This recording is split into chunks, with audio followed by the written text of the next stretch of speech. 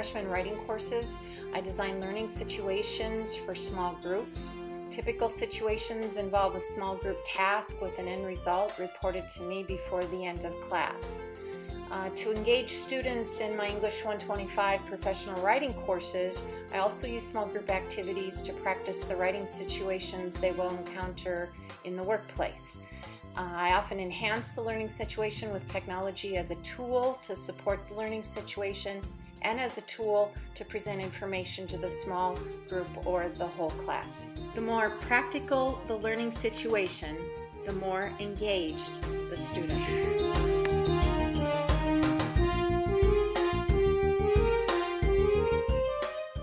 I am always on the lookout for new ways to get my students to make personal connections to the concepts they're learning in class. And a few years ago, I was fortunate enough to get a VCSU IT mini grant and purchase what's called a virtual dementia tour.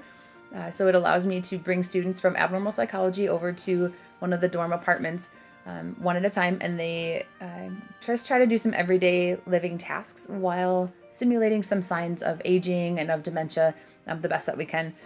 And students often talk about how much that changed their perception of dementia and added to what they were learning through the textbook and videos that I assign.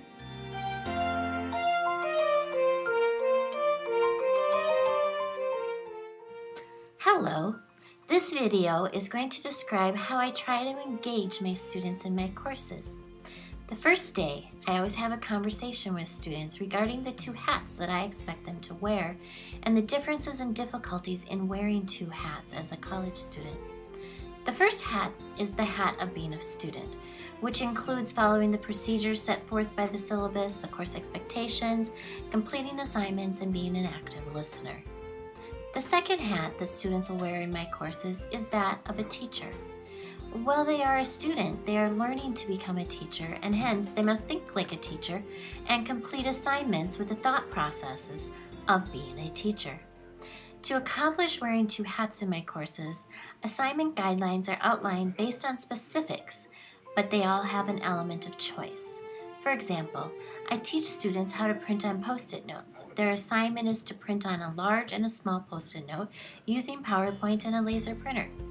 The engagement component is where I ask them to put on their teacher hat and come up with how they could use printed Post-it notes in their future classroom for teaching and learning. I believe that engagement is helping our students think professionally and helping them become intrinsically motivated learners who have a voice and a choice in the development of their skills. Thank you.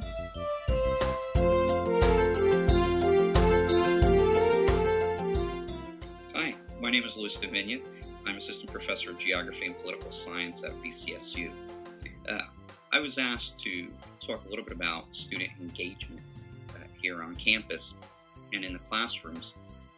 And as you can imagine, teaching geography and political science is rather challenging because these are not always the themes that students usually feel excited about and engaged with. Nevertheless, I think this theme is particularly important to discuss because the technology is really changing the way that students engage, not only with instructors, but with each other and with their learning environment altogether. And although I am a classical or traditional, if you want, lecturer, I do try to employ some simple strategies to try to get students engaged with me, with each other, and the themes in the classroom. The first one is I try to create what I like to call a cordially informal atmosphere within the classroom. And this basically is trying to get students to feel comfortable sharing their views and opinions. So basically having an environment where you feel comfortable to put out your opinions and discuss it with others. The second strategy is essentially employing the traditional Socratic method in trying to stimulate debate and critical thinking skills. I try to do this essentially in two different ways. One, asking very broad questions about what I think are the most important themes or topics associated with the content we're covering. And the other way is essentially challenging students by offering what I like to call a polite rebuttal question. Essentially, I feel my obligation, I tell students constantly this: if they say up, I'll I'll ask why not down, and if they say down, I'll ask why not up. But really the idea is to continually challenge the way they think and why they think the way they think. Another strategy I employ is I try to use a lot of analogies to simplify and deconstruct complex concepts and theories and make them more accessible. And I've noticed that tends to work pretty well. Lastly, I try to engage students and get them comfortable in participating by reinforcing this idea that this is a learning experience for all, myself included.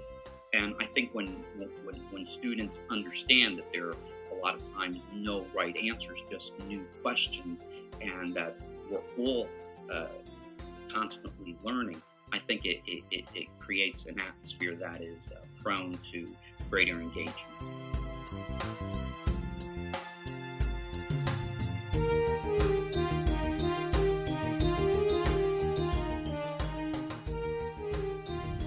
Breakout EDU is a platform for immersive learning games. Breakout EDU Games teaches critical thinking, teamwork, complex problem solving, and can be used in all content areas. As you see here, a Breakout EDU game starts with a locked box and clues. Students open the clue folders and start with the clues to figure out how to get into the locked box.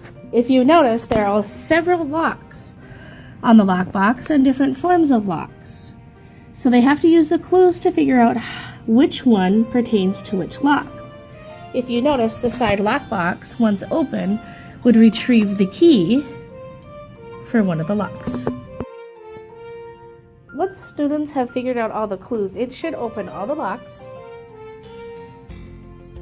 and they will receive a congratulations, you've broke out EDU. Students are challenged to do this in 45 minutes or less. So, you want to get started with Breakout EDU? Just check out their website, breakoutedu.com.